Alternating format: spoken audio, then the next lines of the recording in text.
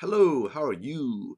Today I want to talk about obstacles to overcome when it comes to affiliate marketing and give you some ideas on how to overcome these obstacles that I think are very common for a lot of people, perhaps yourself.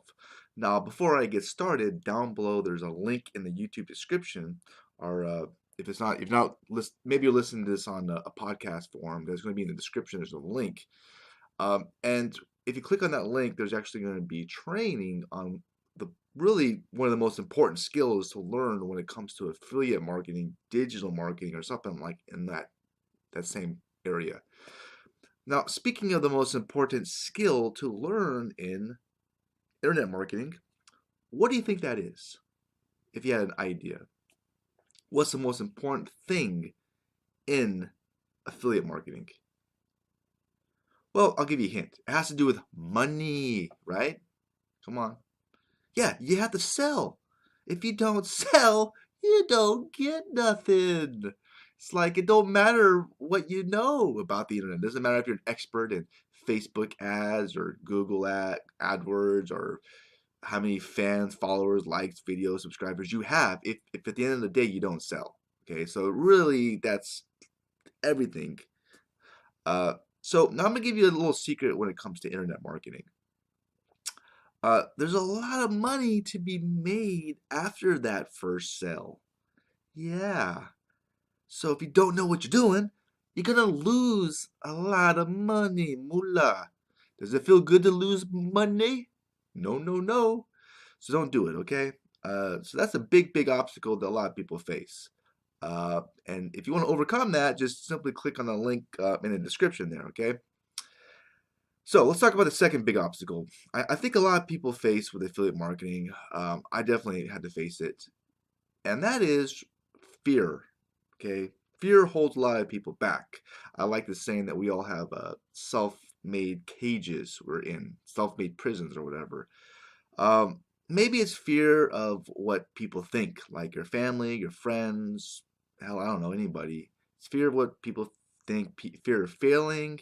It could be fear of looking stupid, fear of losing money, fear of spending a lot of energy on it and it not making you money. There's some fear there, okay?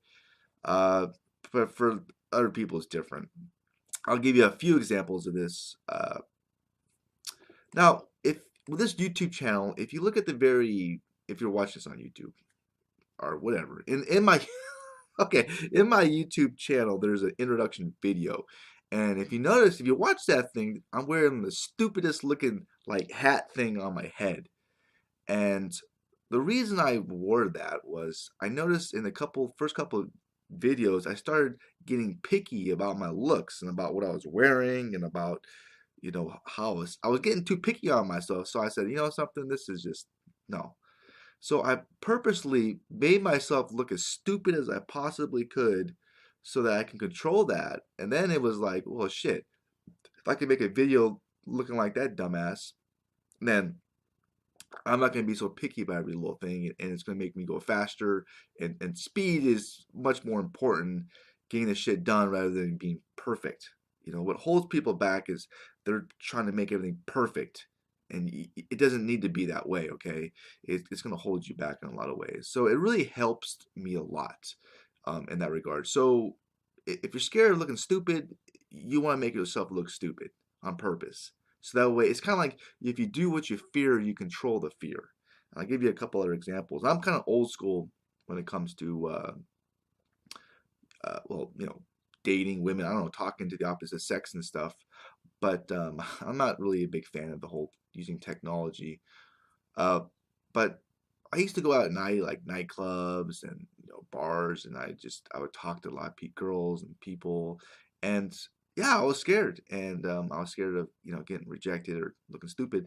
So the first thing I would do is try to get rejected as quickly as possible, because once I did that, it breaks down that barrier. I realized, hey, this is not that big of a deal, and I can go out there and I could just I can go be more active. If that makes sense. But before that first rejection, I'm like, oh shit, I don't know. And you start telling yourself crazy stories. I don't know. She looks like she's mean, or I think she has somebody. Nah, nah, nah, nah. You start getting negative on yourself. So there's a lot of mindset and stuff like that. So internet marketing and kind of like, I don't know if you want to use the word dating anymore. They're kind of similar in some ways.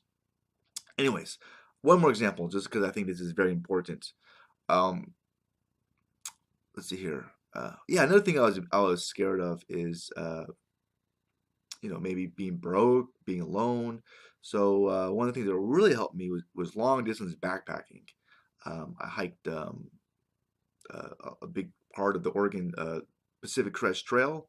I hiked all through Oregon, and I look forward to finding water. I didn't have shit, and getting breaks from walking, and that's what I had, and I didn't have that much. So it retrained me and taught me that I could be okay if I didn't have shit. And some people, it's like they're a prisoner because they feel like they need to have almost so much money to live or so much stuff. But the reality is you could make it even if you don't have that much stuff. And that's another value when it comes to hiking and even maybe traveling. You see other countries like I've been to India and Cambodia and stuff where people don't have that much. And you look at them like and they're happy and they're like, well, cool. It makes you look at things differently. So that's the big thing is to do what you fear, you control your fear because fear holds a lot of people back. And that's another big reason why I think people hold on to maybe relationships that are not working out or like a job where they don't like it, but they're scared of being broke. So they kind of, like I say, we live in these self-made cages, okay? So that's a big, big obstacle. And the way to overcome that is you have to face that fear or to overcome it. So there's two big obstacles. The third one is a big one that I always have challenges with too, is distractions. We live in an age where everybody wants your attention, okay? Everybody. And there's so many distractions. And one of the fascinating one of the people that have always fascinated me was Warren Buffett. He's kind of an interesting character. And I've read The Snowball, a great book about his life, and his best friend's Bill Gates. And when he met Bill Gates, they became really great friends because they answered the same question the same way and gave the same answer at the same time. Yeah, that makes sense. The question was, what one thing does it take to make someone successful? And they both answered at the same time to focus. Okay, and it comes to like production, time management, getting shit done. And some people think that it's to do more, okay? But I like the idea, I learned this from another marketer, is to do less. And what I mean by that is you want to cut things out of your life that are wasting your energy and your time. I'll give you a classic example. This phone here, right? Um, it's the remote control of our civilization, our lives. I mean, it's like amazing. The thing is, there's a lot of apps you can download, and if you find yourself having a lot of apps that slow things down and there's alerts to distract you, just get rid of the app. You only need a few of them. A lot of these apps I don't even use, right? Same thing in your life. That's just one example. Look at throughout your day on how you spend your energy and your time. There's probably dumb shit you can cut out. Um, maybe it's TV. Maybe it's video games. I used to be a big video game addict. Uh, and I've cut a lot of that out to make sacrifices so that I can be successful in affiliate marketing. If you're not willing to cut things out of your life to be successful in affiliate marketing, it's just, why are you doing it? Don't start, right? So you gotta cut things out. I do have one game which I don't ever really play, but I want it. It's called Monkey Island. I don't know why? I remember old school, like a long time ago, I played Monkey Island: The Secrets, and I got it again. I was like, "Whoa, that's pretty cool." Uh, I never play it. So that's a big tip. All right. So sit down and spend time on what you do and eliminate dumb shit. Okay, not all right. Now, the next obstacle I want to talk about is another big, big reason why people quit affiliate marketing, and that is patience. Okay, uh, they don't see the instant gratifications, and they see another shiny object and they jump. Boom, shiny object, and then you're not going to be successful that way. You have to long-term thinking nearly always beats short-term thinking. So you got to think long-term. How do you do that? Well, I'm gonna take a tip from Joko Willink, who is another person I admire. He basically was a Navy SEAL. He was like a commander, and he's just responsible for a lot of the training of Navy SEALs, and now he's doing stuff on leadership and business. But when he went through the Navy SEAL training, which is a great, it's all a lot of it's mental, it's physical of course, but a lot of it's mental too. Is they try to break you, they try to get you to quit. Ring the dang bell, bing, bing, bing, bing, bing, and what was fascinating about him is that he never once thought about quitting. Not once. And it's the same thing with me. It's like I don't ever think about quitting affiliate marketing ever. Like it doesn't matter what shit happens, I'll still do it. And so that's my attitude about not quitting. Another fascinating thing I want to share with you about Joko Willink, which I read his book. I think it's called Extreme Ownership, which is basically no matter what happens in your life, you blame yourself.